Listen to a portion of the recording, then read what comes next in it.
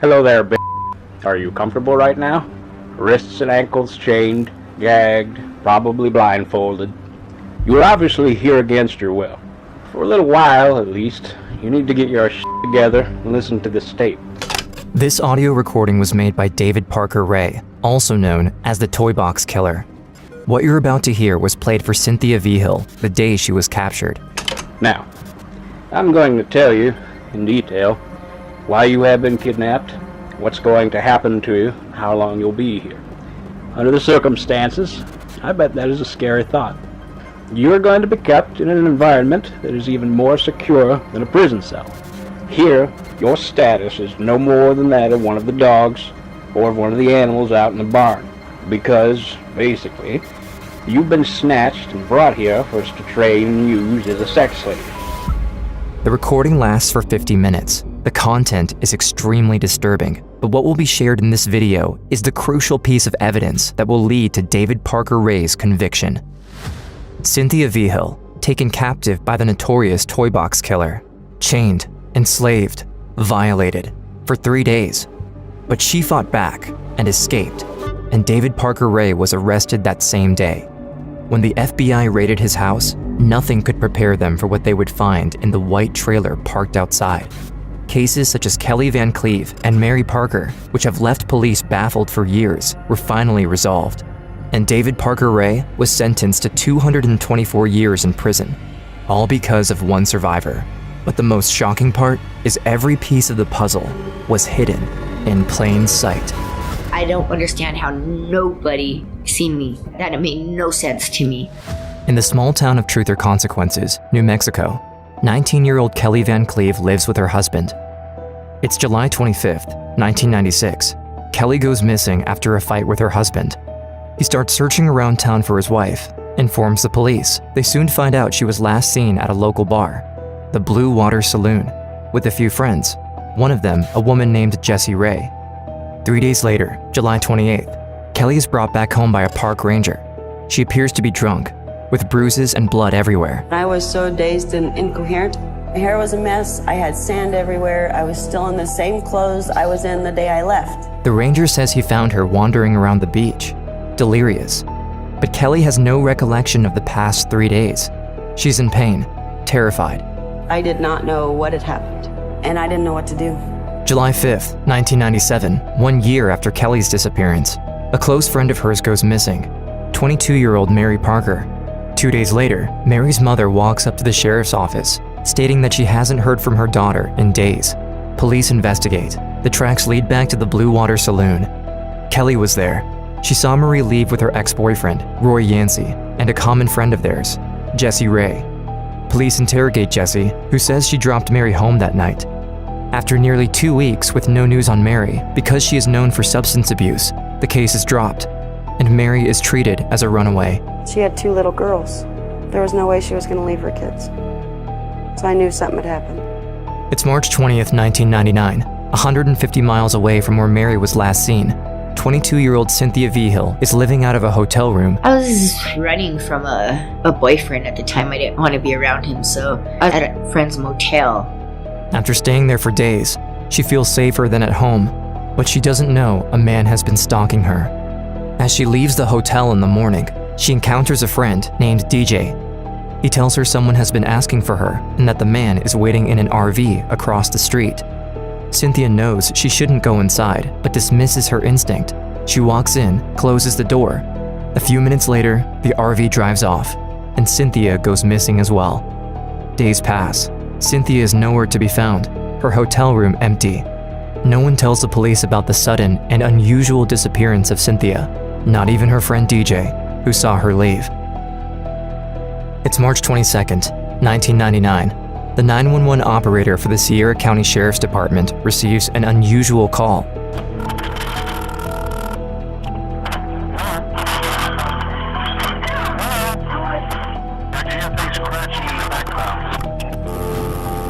But no one is there.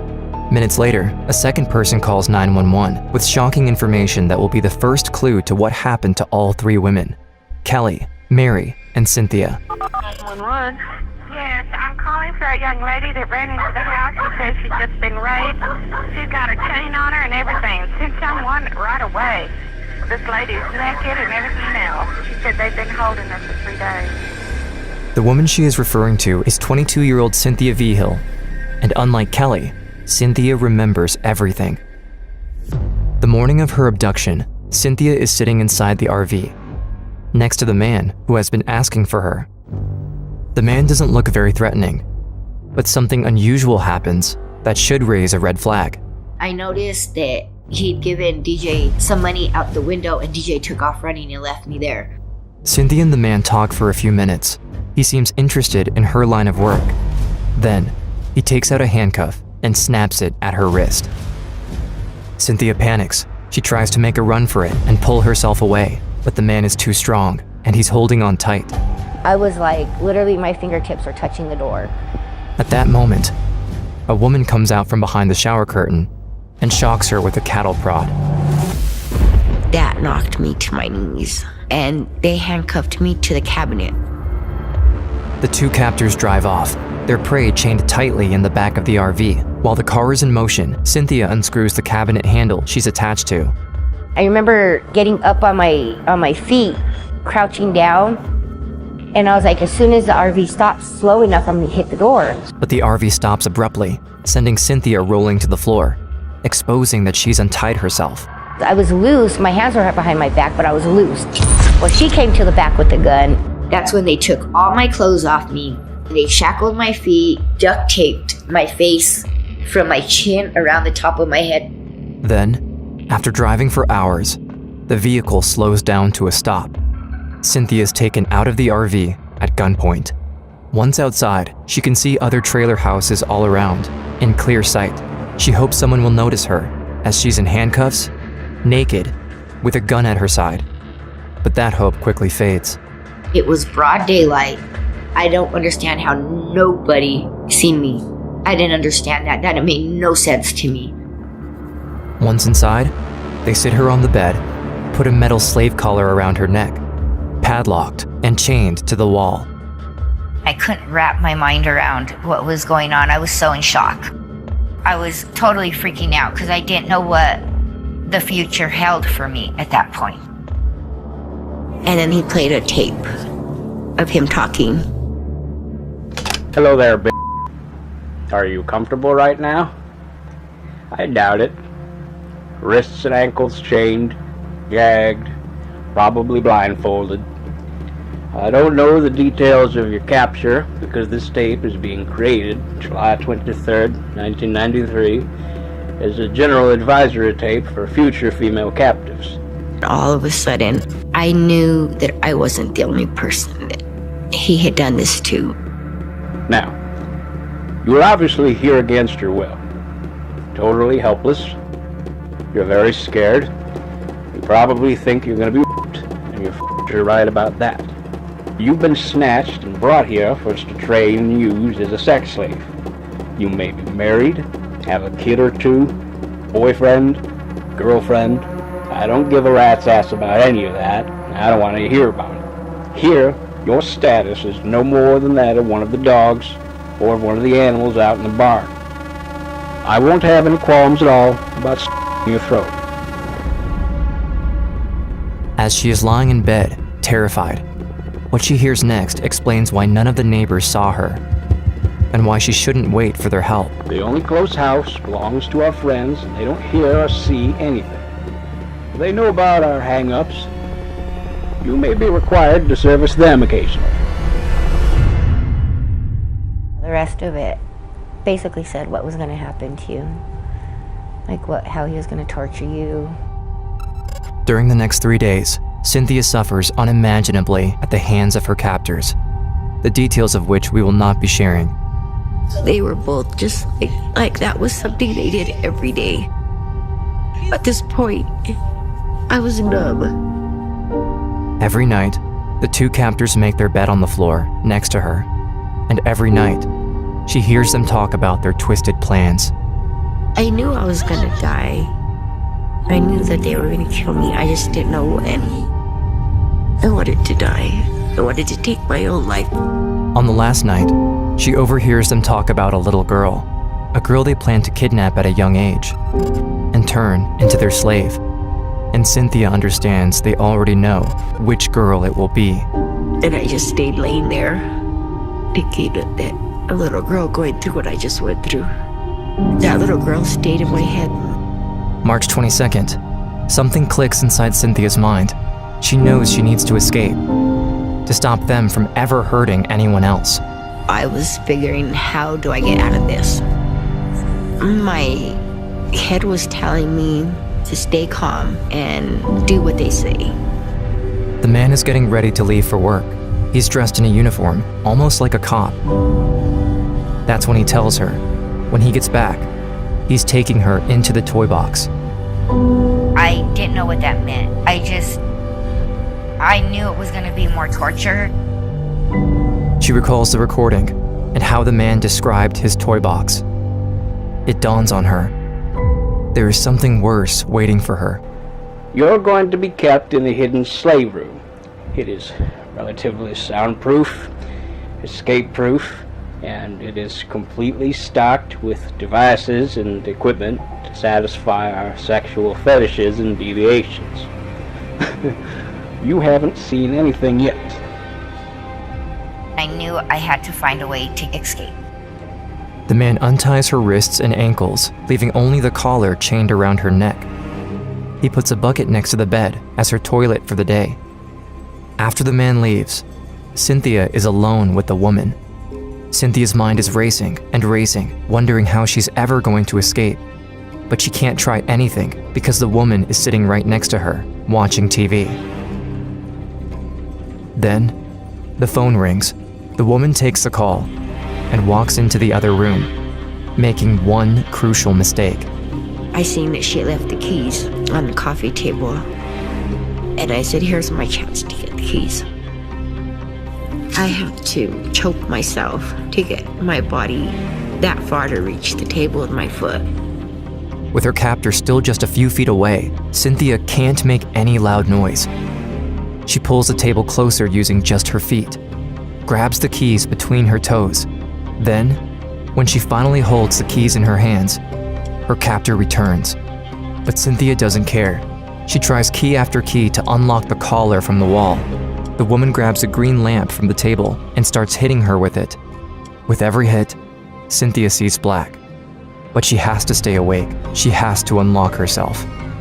I knew if I didn't get away, I would die. I'm telling myself, you cannot give up. Finally, one of the key turns, releasing the padlock from the wall. Cynthia jumps off the bed, grabs the phone the woman just dropped, and dials 911. But before she can say anything, the woman stabs her with a knife. Cynthia drops the phone and takes the ice pick she finds on the table close by. In one final rush of adrenaline, she stabs the woman, just enough to stunt her, and runs off through the front door. As she's running in the dirt road, naked, covered in blood, with a chain still attached to her neck, she signals to a passing car, asking for help. But the stranger in the car locks her door and storms off, so Cynthia continues to run and run. She searches for a house with signs that someone is home. When she sees one with an open door, she runs inside without knocking. The elderly woman inside hasn't noticed her yet. Cynthia grabs her by the shoulders and turns her around, screaming for help. 911. Yes, I'm calling for that young lady that ran into the house. She says she's just been raped. She's got a chain on her and everything. Send someone right away. This lady's naked and everything else. She said they've been holding her for 3 days. When police arrive, Cynthia locks herself inside the house. She doesn't trust them, as she remembers seeing her abductor wearing a similar uniform.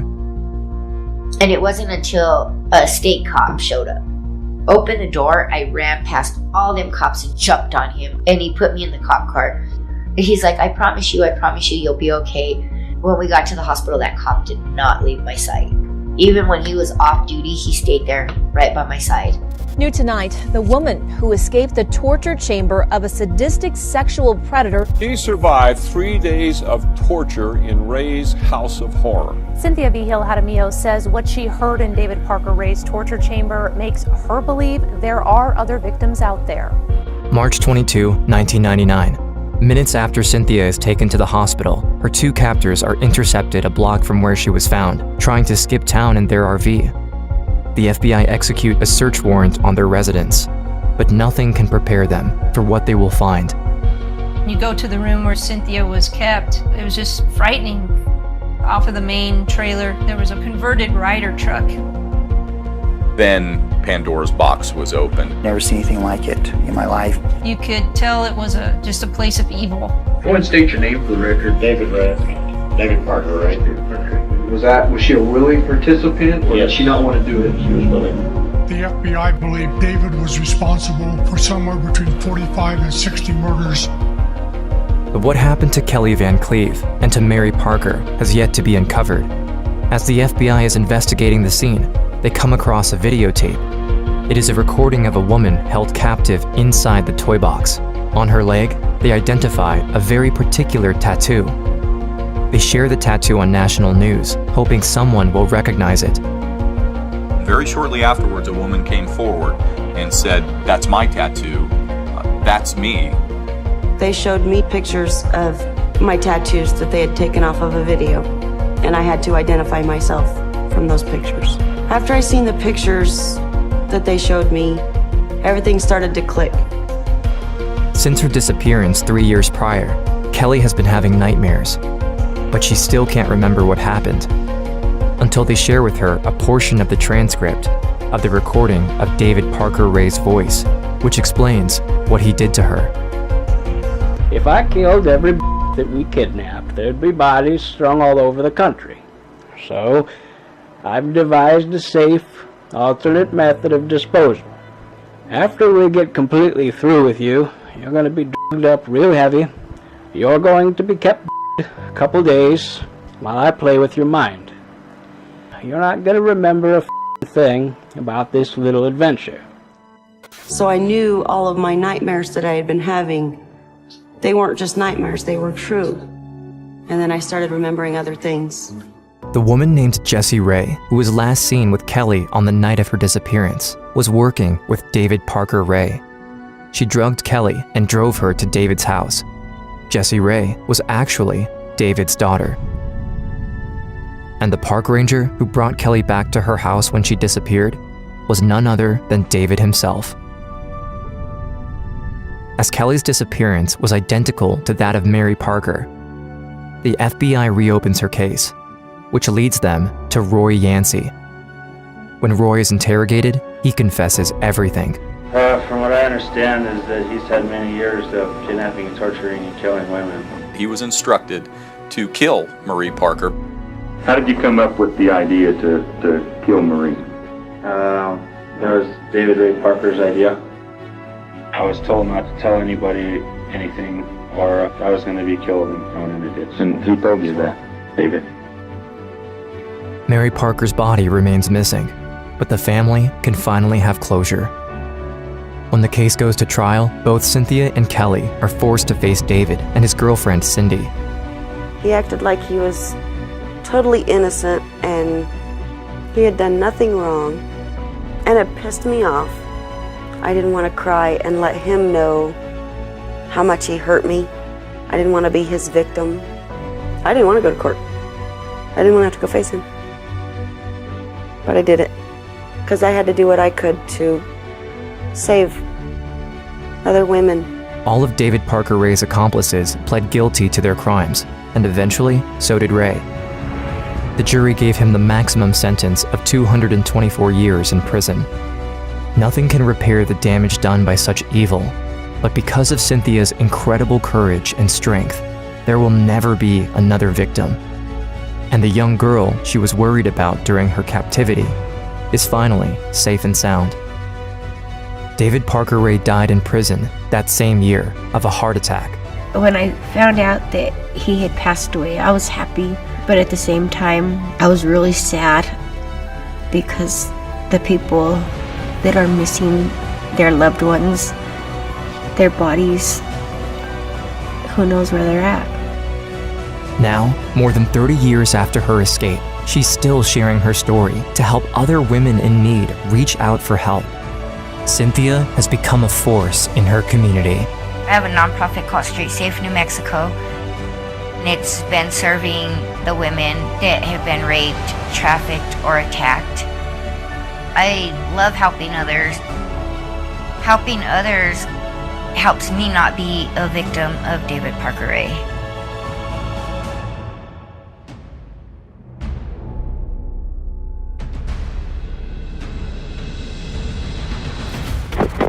Cleveland 911. You need Help me, I'm Amanda Berry. You need police, fire, or ambulance. I'm the police. I've been kidnapped and I've been missing for 10 years. Okay, and what's your address? 2207 Seymour Avenue. Okay, talk to the police when they get there. Okay. Hello? Yeah, talk to the police when they get there.